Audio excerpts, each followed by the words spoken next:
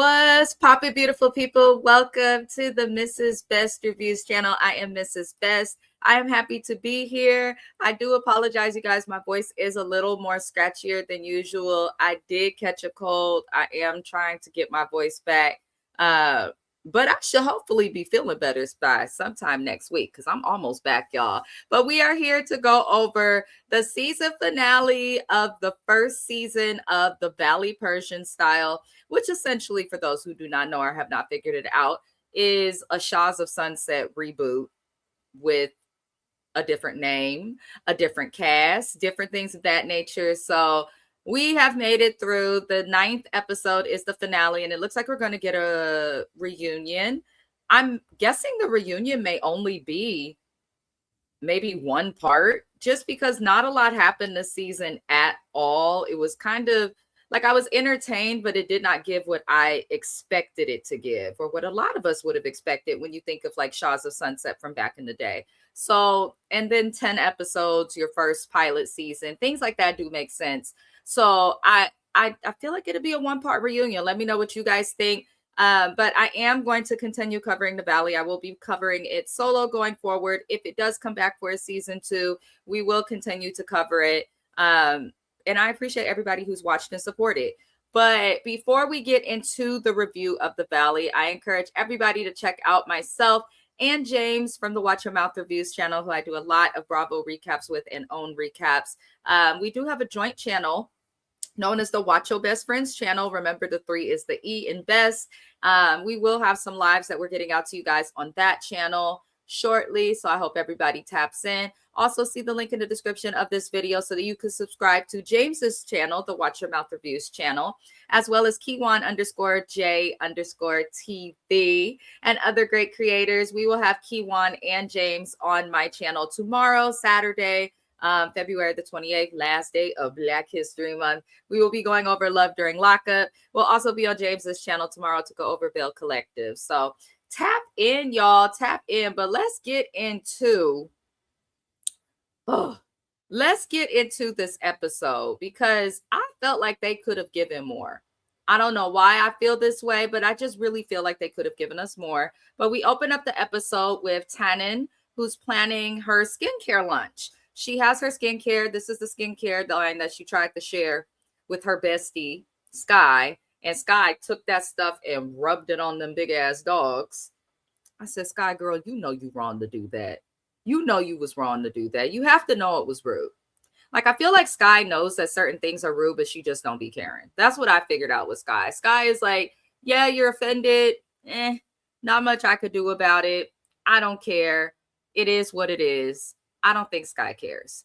But I can't really comment on the scene too much because it was just Tannen planning her event. Nothing happened too much. She's hoping for her and Sky to improve, but she's kind of letting it seems like the ball be in Sky's court, because Tannen does seem like the one who always becomes or ends up being the bigger person. She just gives that. Sky is childish, immature, and shallow, and I hope she figures it out.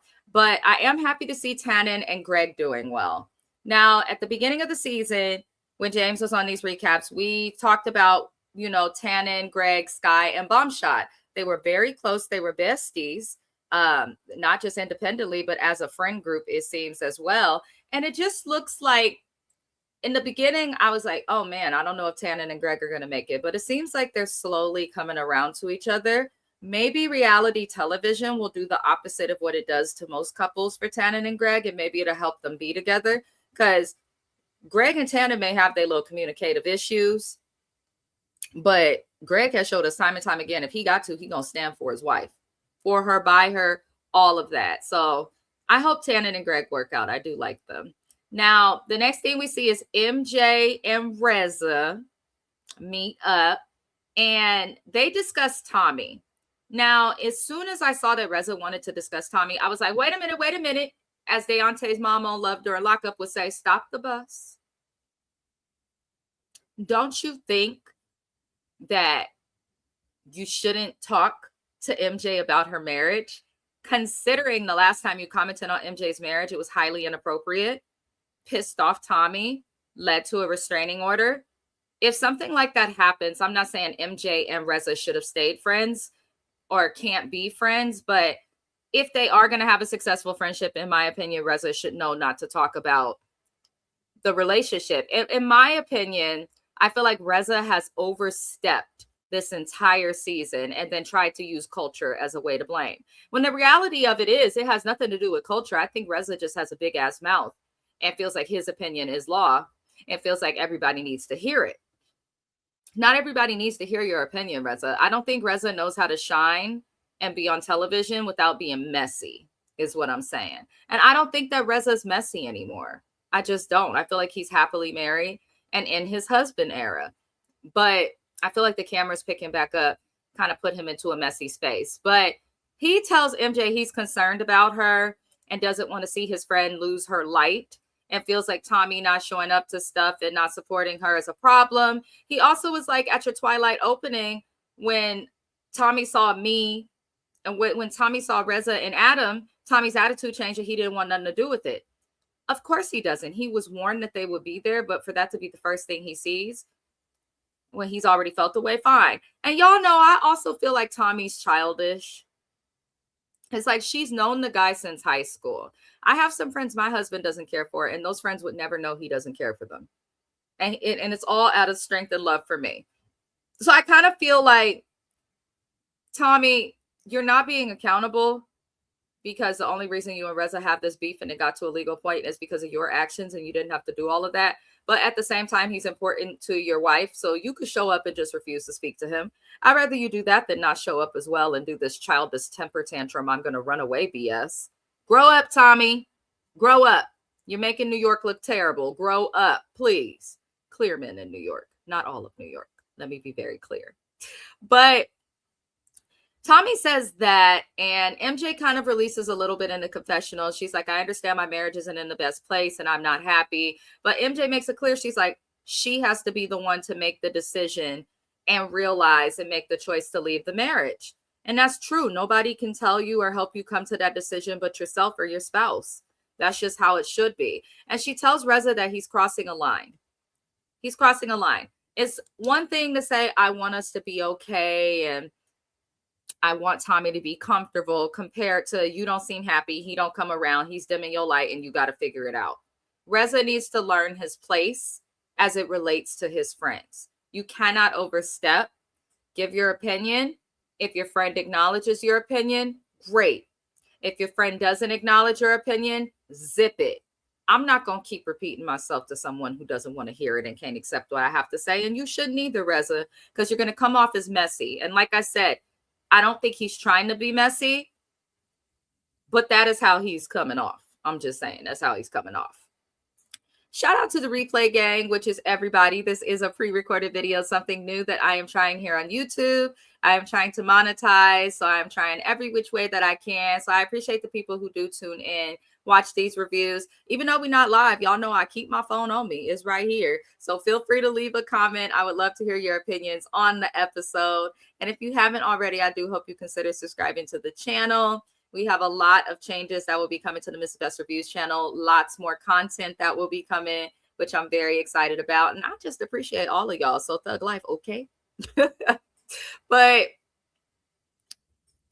good job to you, MJ, for checking Reza, because somebody has to put him in his place. And I felt like MJ checked him in an appropriate way. She wasn't rude. She didn't cause a problem. Also, MJ, you looked beautiful in the scene. I don't know what you did, but keep doing it. Sometimes she puts on too much makeup, and I think it takes away from her natural beauty. She looked beautiful in the scene.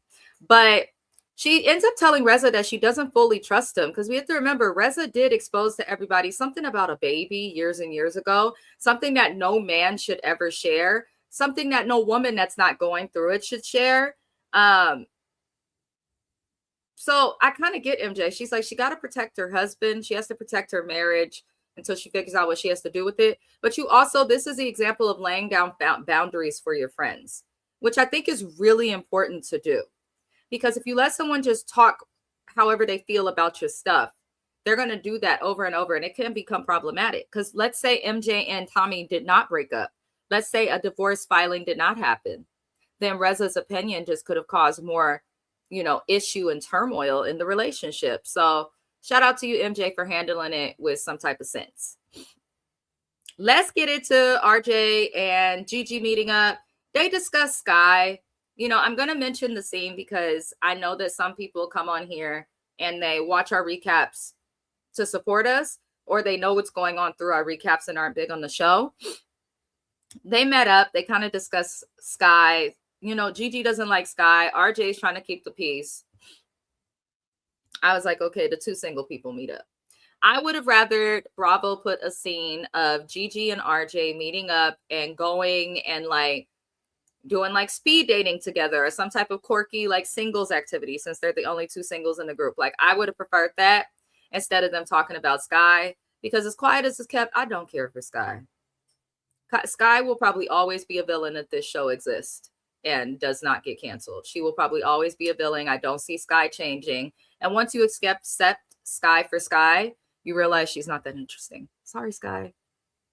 Being mean all the time, eventually we'll just expect it and ignore you. It always happens.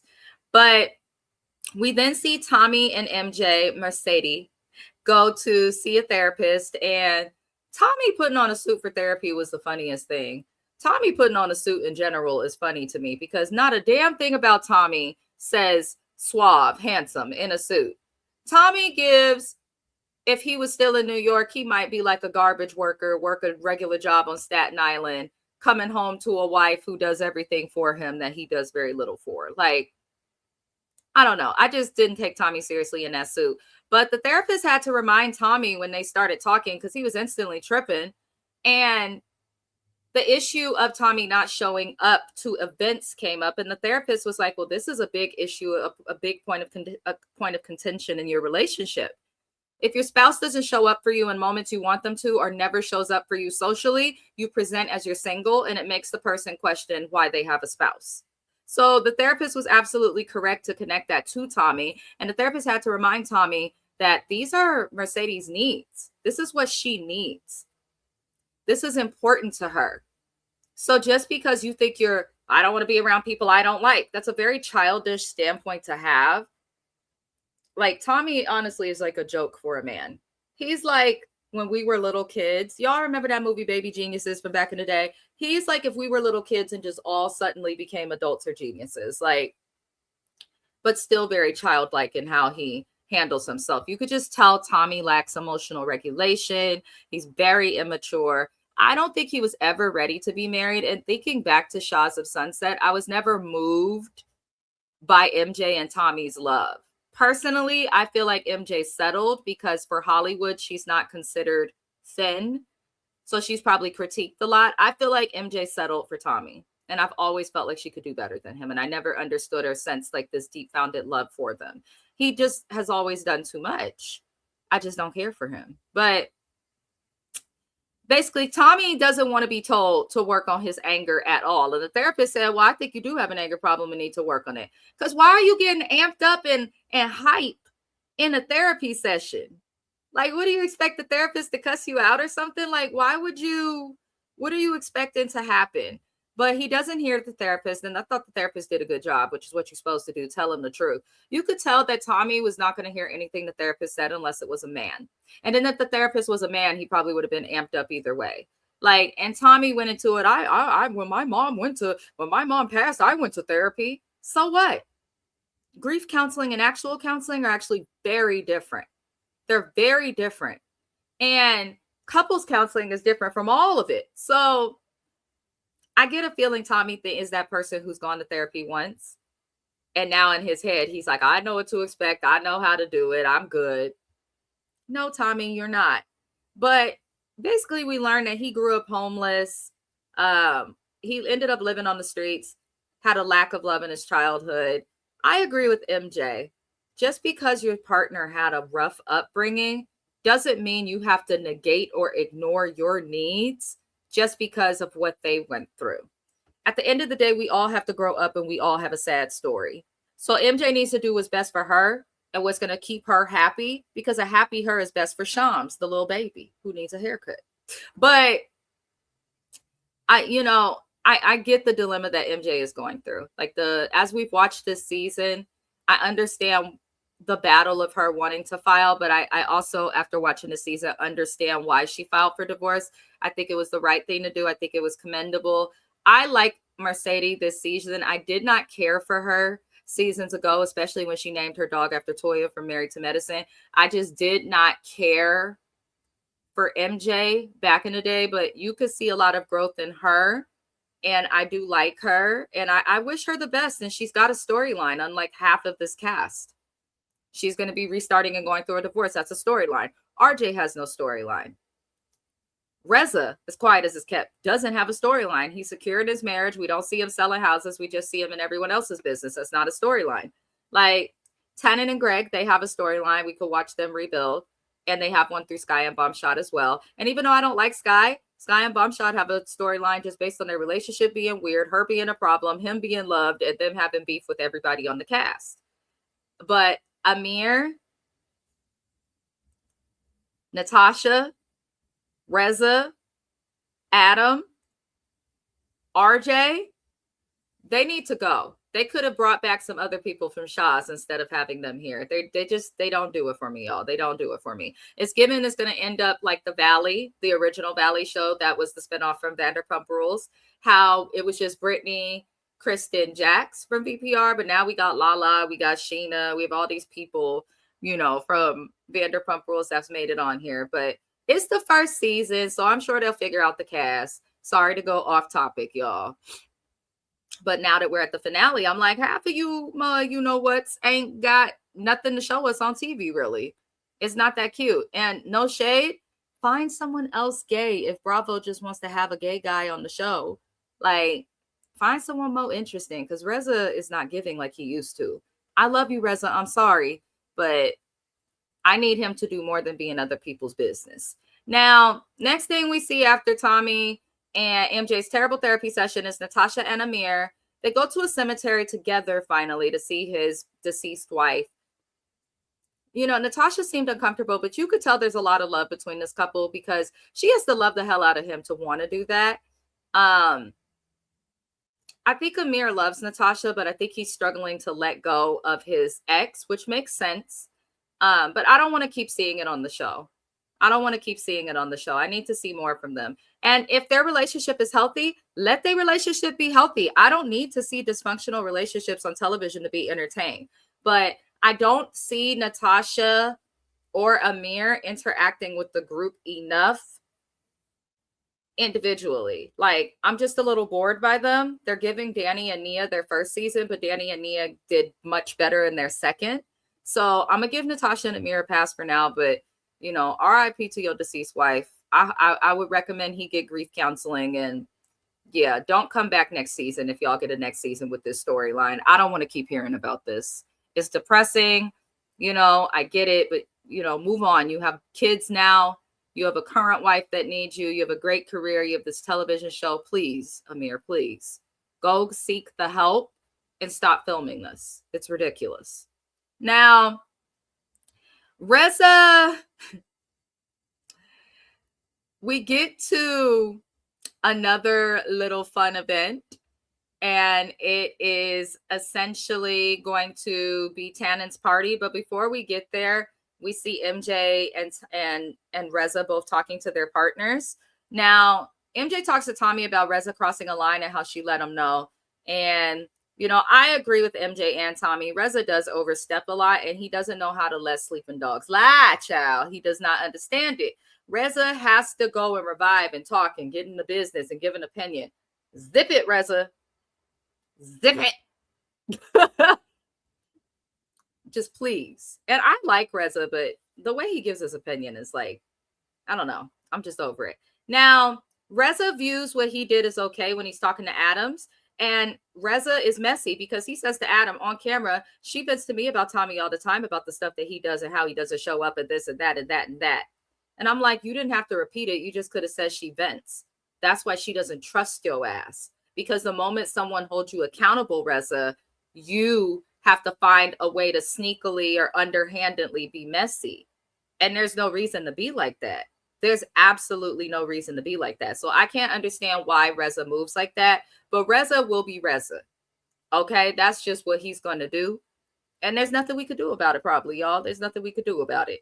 But we then get to Tannen's party, and this is where Reza and MJ, they get to each other, and they both want to talk. Reza ends up going up to her, and it's like, I want to talk, bury the weird energy from the last conversation they had. Pretty much Reza realized, oh, let me leave this lady husband alone, which is crazy because Reza is married, so he had to understand that that would not be received well. But I digress. I guess he only sees stuff when it happens to him. But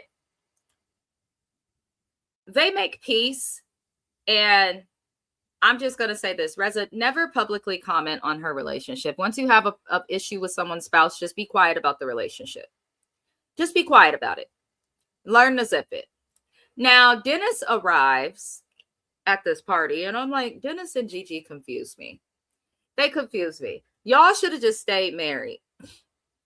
You should have just stayed married. But I don't think Dennis wanted to do that, because then she could walk in the bank and say, I'm Mrs. So-and-so. Can you give me this money? And I don't think he wants that. But Gigi and Dennis are going to keep working together. I guess they do business well together. He's also found a house for her in a gated community that is in the same community that he lives in. So he will be close. I'm like, why do you need to be close if the work that you do together is at the warehouse? It's giving booty call, but I digress. In addition to them living close to each other, he said he's going to be chipping in on her monthly rent a couple $1,000s a month. This is the strangest relationship, but at the same time, I'm here for it. Go, Gigi, go. Yes. Gigi said, I'm going to cuss you out, make a fool of you, get my lick back, and you still finna do business with me. You still finna make me some money, and you finna pay most of my rent. And you gonna find me a house. Gigi, girl, just stay married to him and do what you do. Just stay married to him. I don't get this song and dance that Gigi and Dennis are doing. But you know what? I'm kind of here for it because it's kind of funny and it's just a little bit ghetto and I kind of like that.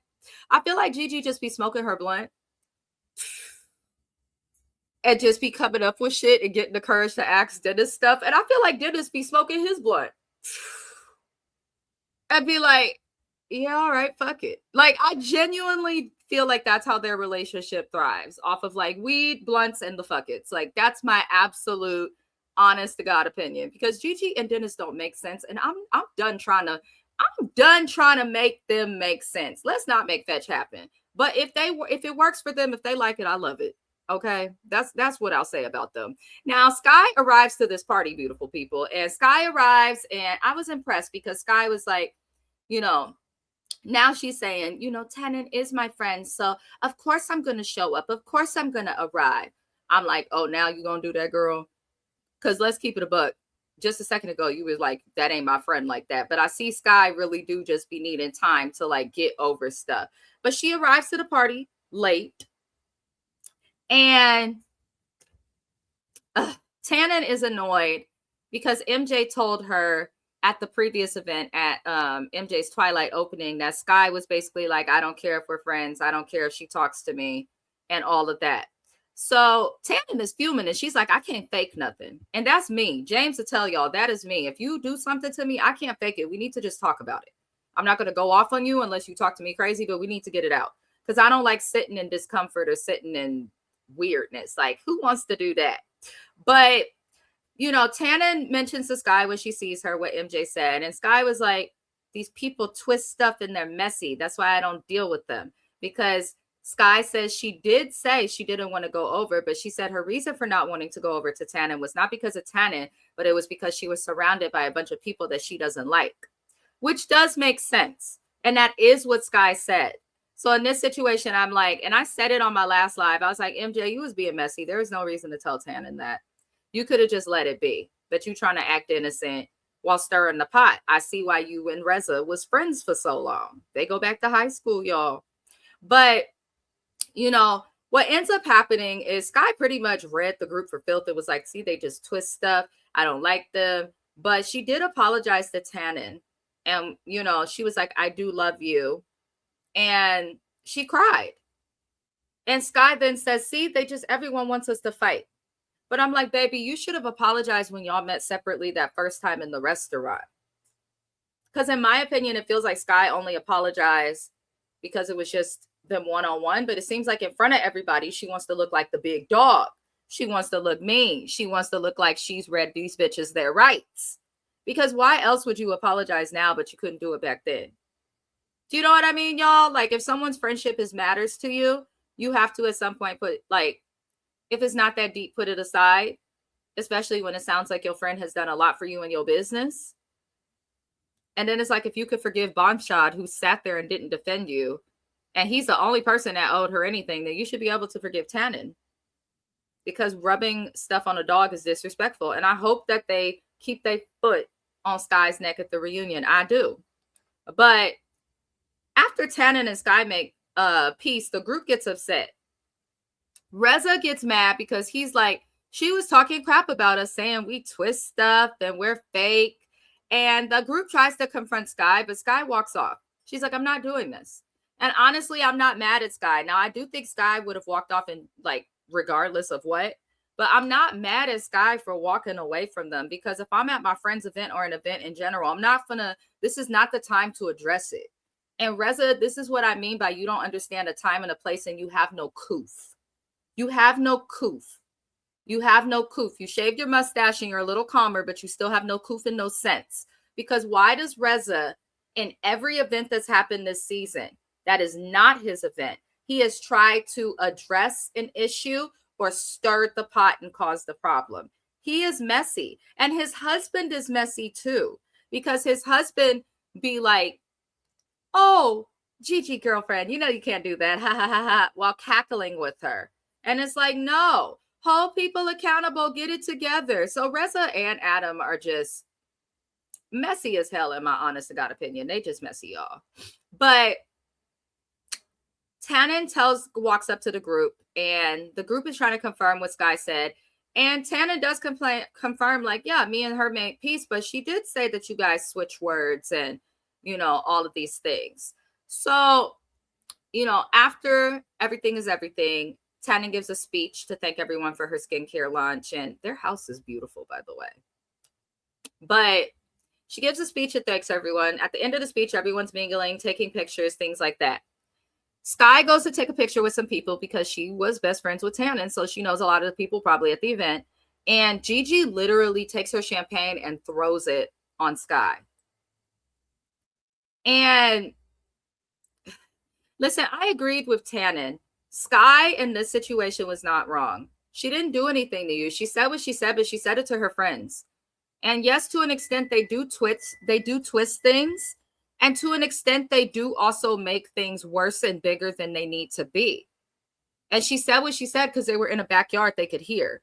But I kind of respect Sky. I'm not going to change my opinion of y'all just because you want me to. You got to respect people who are who they are regardless. And a lot of time it's the villains that we see on reality TV. Whatever the hell, Sky did not do anything to Gigi for that to happen. And Gigi, you apologize to this girl and then you make a jewelry line to troll her and then you're throwing drinks on her. That was too much. Gigi just ain't met the right one yet. Come to Oakland, Gigi, and try that. See what happened to you. And we love you, Gigi. We stand for you. You really do. You my pothead sister in Christ. But girl, you got to figure it out. You can't just go around throwing drinks on people because you feel like it. Like, that's not okay. Just because I don't like somebody, it's better to say nothing at all than to say something or do something that is mean. So I hope Gigi fixes that. But she was probably high and drunk because they had been there a while and it's probably hot as hell in Encino. But we pretty much end the season with everyone giving their little opinions on their relationship. It looks like Tannen and Greg may slowly move back to the bedroom together. Bombshot and Sky, I don't get their relationship. Personally, I feel like they're just staying together for convenience. I don't think they want to break up, probably because of the kids, but Bombshot's also old, so I wasn't excited about that. Everyone's pretty much okay, it seems. The only big announcement we got at the conclusion of the season was the announcement of MJ filing for divorce in October 2025 from Tommy. It's unfortunate that so many marriages fail, but go back and watch Shaws of Sunset, or let me know if you guys would like me to recap and review old episodes of Shaws of Sunset, because I would totally be down to do that.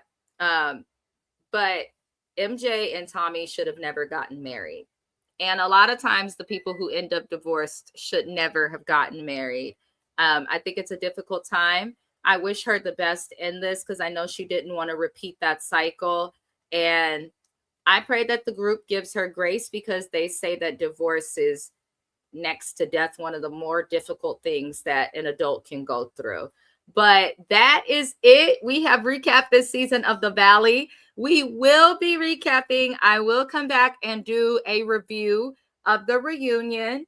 I will see if James can join the reunion since he did recap a lot of the season with me. But going forward, I'm going to recap The Valley on my own. I am not sure what will replace The Valley. I'm assuming the regular Valley will be coming back because Persian Style is over. If not, I've got Love During Lockup, Love After Lockup. I've got several shows that are going to be coming, including a documentary series on E! That I will be covering and recapping called Dirty Rotten Scandals. So just be on the lookout. I will also be picking up, as of March 19th, Tyler Perry's Beauty in Black. I will be doing reviews of Beauty in Black. So be on the lookout for that as well. Other than that, love and light to everybody. I'll see you next week, y'all, to go over the reunion. I hope everybody has a fantastic day. I hope everyone had a great Black History Month. Consider subscribing to the channel. Thank you for watching, and I will see y'all on my next live. Adios.